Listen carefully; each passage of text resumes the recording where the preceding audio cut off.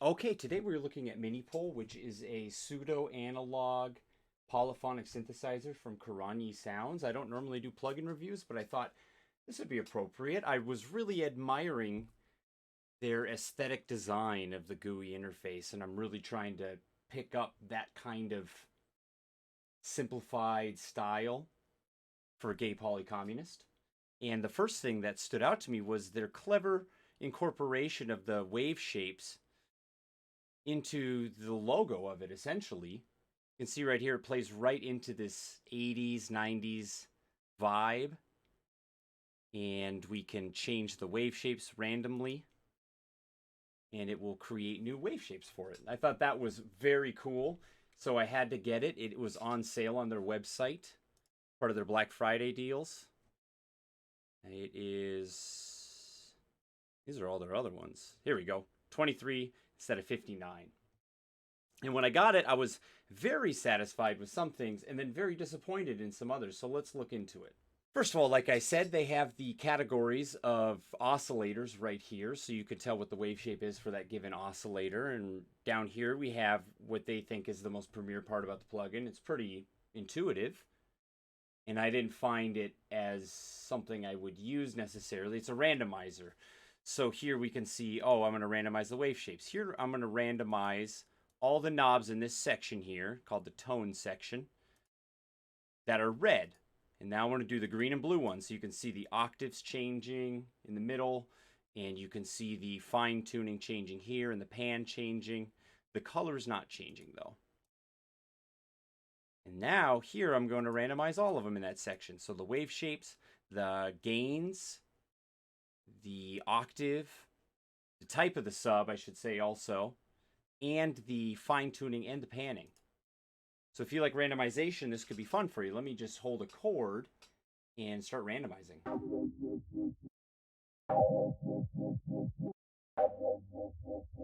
That's a strong filter. Let's get rid of that.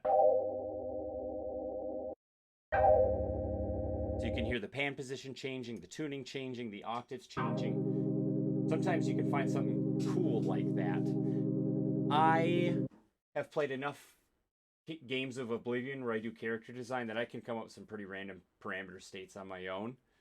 I guess that's kind of cool. Maybe I should start incorporating that a little bit more. That's a big thing in Ableton now too. They incorporated the randomization of every MIDI value as well as the velocity scaling, so that maybe would be cool. Next, we can highlight something that I really appreciated about it is the subtle but very clear routing going on here. So you can see the gain of all the oscillators coming through here. And then it is added with the noise oscillator, which you can turn on and off like that. And the sub oscillator, which you can turn on and off. If we look at the manual, we could see what each of those correspond with. Let me get back to it.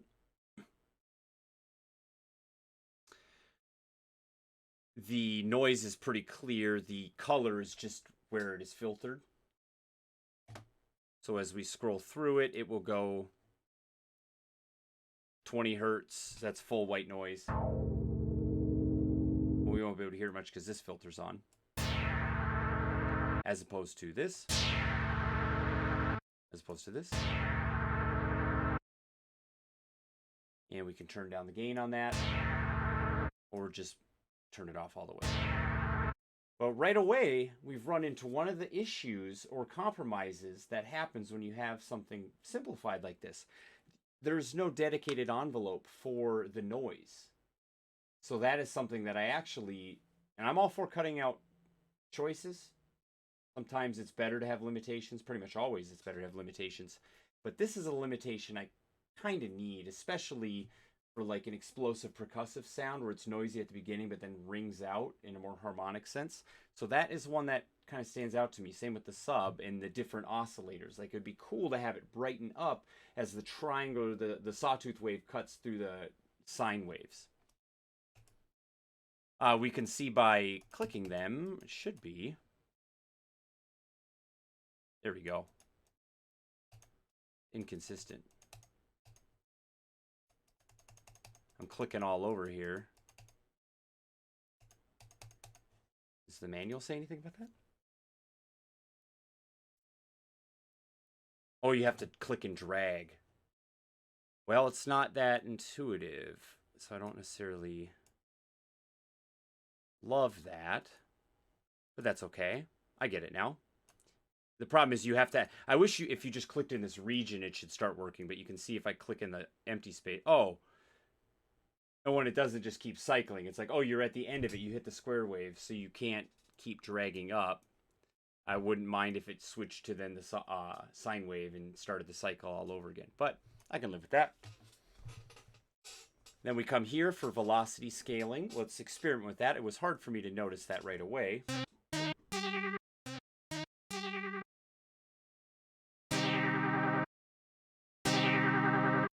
Let's see what they say about the velocity.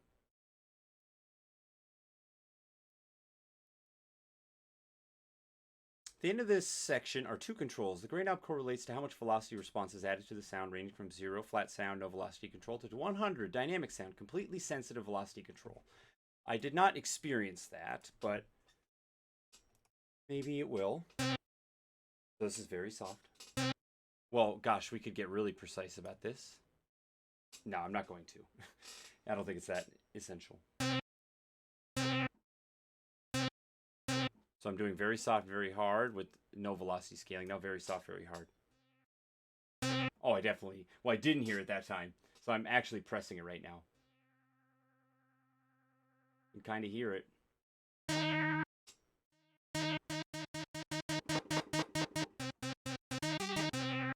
Sounds nice. Alrighty. It passes through here, and this is something I liked, and I'll probably incorporate into Gay Polycommunist. Instead of having assignable envelopes, it has dedicated envelopes for the amplitude and for the filter. Doesn't have one for pitch, doesn't have one for wave shape, doesn't have one for tuning, doesn't have one for the noise, doesn't have one for the sub. Kind of good, kind of problematic in some ways. To me, it makes it not a one-stop shop, but that is all right. I actually like those kind of synths, and I haven't gotten to... There's something I love about the synth, but we'll get to that. There's one thing it does exceptionally well. There is something about this synth that it does exceptionally well, and there are a lot of things that seem essential and then don't really exist within it. So let's talk about it. Right here, we see the filter that they all go through, and then an additional filter over here in the, what do they call it? The effect section. Effect section, master filter. Second master filter to shape the sound further with the same controls as the one in the middle section. The filter section in the middle can be switched between Moog style ladder filter, high pass, band pass, low pass. The frequency range of these is 60 to 20K. Trying to see what the difference is between the two. I don't see any specification of it.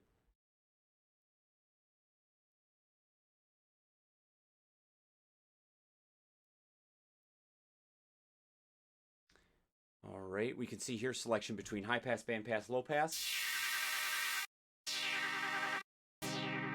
Now this is a problem here. Let me go ahead and, in the dedicated filter section, or envelope section rather, we see one that is just for the filter on the bottom and just for the amplitude. They call it loudness, but this is something I thought was a little weird. In the filter section, the sustain level corresponds with the frequency value, but it's labeled with decibels, and I'm guessing they had an ADSR class, and they first programmed that class for the sustain to be set, you know, and when you hover over it, it shows you decibel values. And then they just applied that to the filter value. But what does a sustaining envelope at negative 20 dB mean? Because it's corresponding to a filter frequency. I don't know. The ranges are a bit large, especially the decay. Maybe I got to rethink of how I think of envelopes. I would never think the decay should be the one that has the highest value. I suppose what I mean by that is the attack can be up to 8 seconds long. The decay can be up to 20 seconds long. If anything, I would think I, in the past, have used attack as a really long value. I've never really put a really long decay on an ADSR. That's more personal preference, so I don't think it compromises the quality of the synth at all. All right, we see a filter LFO. Classic, essential, and that is synchronizable. Let me adjust my tempo here. And you can see here now the speed gives you the rhythmic increments. Whereas if sync is turned off, it's in hertz, okay? Then we have the same thing with gain or amplitude LFO. They call it loudness and gain. Oh, this was another thing. Gain A, B, C, D. I'm not sure if I like that labeling. But what would we do instead? 1, 2, 3, 4? I don't have a good solution for that right now. All right, so biggest problem I have with this synthesizer. It does not have a way to assign vibrato. Not that I could find. I've read the manual. It's short. It's simple. The pitch bend range has to be set in here, which I also don't love, but okay, that's fine. I can deal with that. But I need, on a synth lead, I always need a vibrato. Unacceptable without it, because I did way too much musical theater as a kid. And you go, ha, and you bring in the vibrato after a measure. And yes, it's hokey. Yes, it's gimmicky. But that's what I need. But the best part of it is this. The major selection of excellent bass sounds. Excellent bass sounds. Let's just pick random ones. So full, so fat. Nice little delay on that one. I liked the DK Berlin. They don't all have delay. Let's go to Deep Alpha.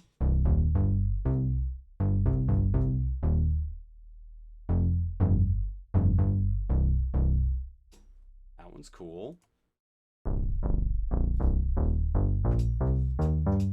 Sounds good with octaves.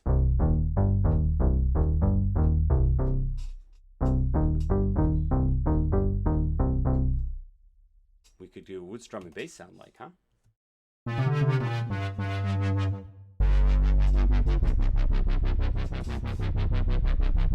Okay, DKFMism.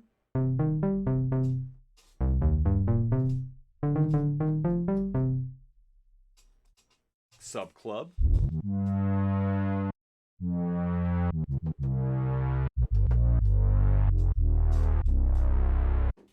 These basses are ready to go. They are signed, sealed, delivered. Don't do anything to them.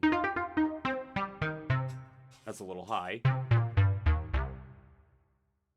Cleaner, punchier bass. Oh, daddy, this is a good one.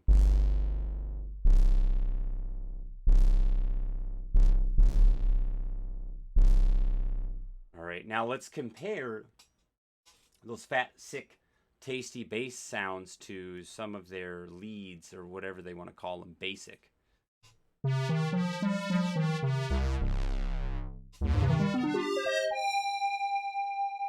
Sound very reedy, very light, and I don't know, I just did not find any of these that really captivated me.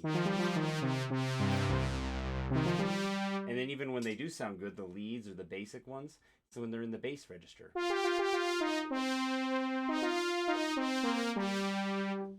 Sounds pretty good though. Let me take this up an octave so I can remove temptation. Oops. And let's go to keys. I like that.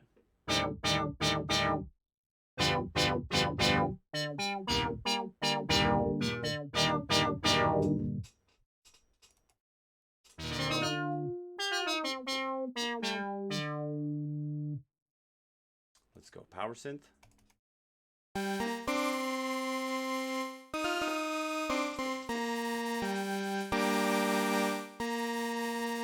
Don't you wish you could just go and control that? You can control the filter. You can do MIDI assignment just fine, but you can't adjust the pitch. There's no pitch LFO. So I'm all right with them having dedicated LFOs. I think I'm going to take that idea, having dedicated envelopes for each parameter rather than having assignability. That's cool, but you just need like 2 more. You need one for the wave shape and one for the pitch. Soft Juno keys. Let's hear it. That's a good sound.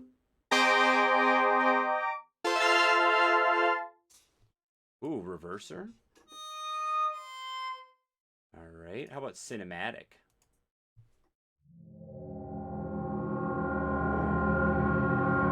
Let's take a look at how they did this. What the hell?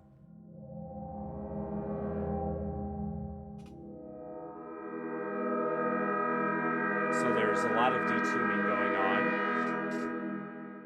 Nice long tail. That reverb sounds great. How about, I heard water keys, that was alright. How about ghost organs? That sounds cool. Yeah, it's a good one. So great soundscapes too. Pads, how about that?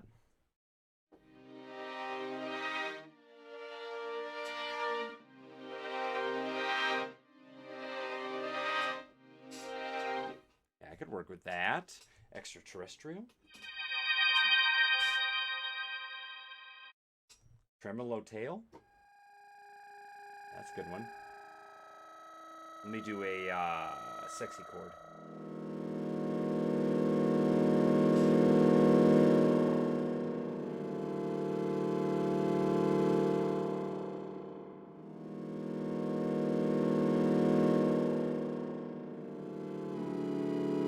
I don't know what just happened. So that's been happening to me sometimes. It'll do like a pitch adjustment out of nowhere. Did it again. Let's look at this here real quick.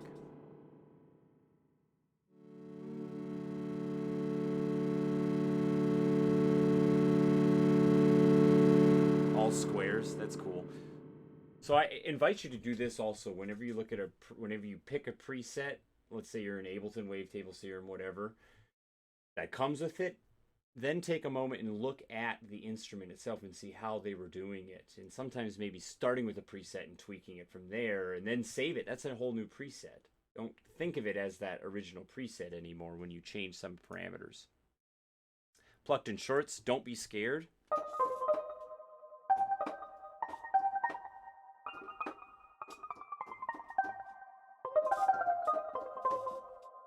Right, soundscapes, electric storm. Like that. So that pitch shifting, I believe, is coming from the chorus. Yeah.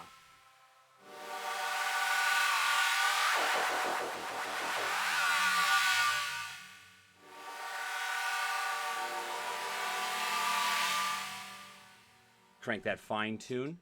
Now this was something also I didn't necessarily like about the sub oscillator, is that when we go over here, it's being split 100% width, which is not, well, it's not something I don't like because it's not like I'm forced to use it, but when are you putting your subs in your left and right channel? Maybe just the upper frequencies of it, I could see that, so that way it hits at the same time, but then it also doesn't have a different envelope than the rest of the sound, so you just don't really have control over that. So it's a thought. But overall, it is a great instrument. Exceptional basses, great soundscapes, as they call it, and pads and synthwave stuff. It does not have a vibrato, though, and I need that. So if it just had vibrato, this would probably be one of my favorites. This randomization thing is cool. They really emphasize it in the manual and when they sell it. I don't know. I don't know how valuable that is to me or to the user. And how often does it actually create something cool? I wonder if we could go back to the initial. Okay. Yeah, it's very 8-bit sexy. Hey, let's just do randomization of all things and hear it. Well, that was a good rando. Okay, I'm liking it so far. It sounded just like the one we had before. Okay, let's randomize everything. Oh, this is what you do to randomize everything. That's aggressive. It has exceptional basses, has randomization, it has a very clear layout. If you want to learn how to do synthesis, this would be a great one to start on. It's simple, it's easy. Or Gay Polycommunist, it's coming out soon, but this is already out. It's only $23 right now, $23.99, I should say. It has this wow factor, like tape flutter, because everyone's into that now. Holy shit. You can hear it kind of like warbles.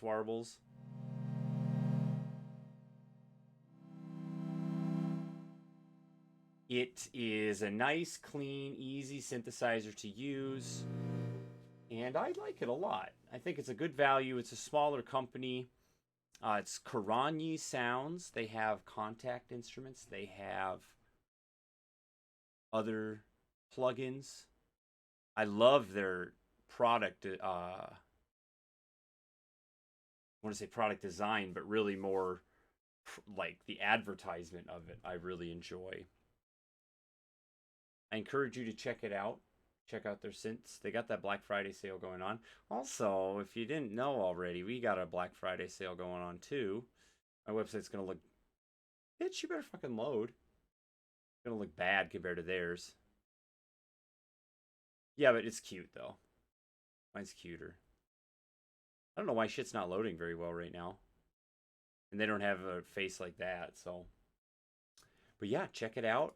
Recommend it. And to end, I made a little jam using this synth. Let's see what you think. All right, to finish up here, I made a little beat using this. It is on the bass, it is on the main riff, it is on the chords. Drums I made in Ableton using some clips and stuff that I had already.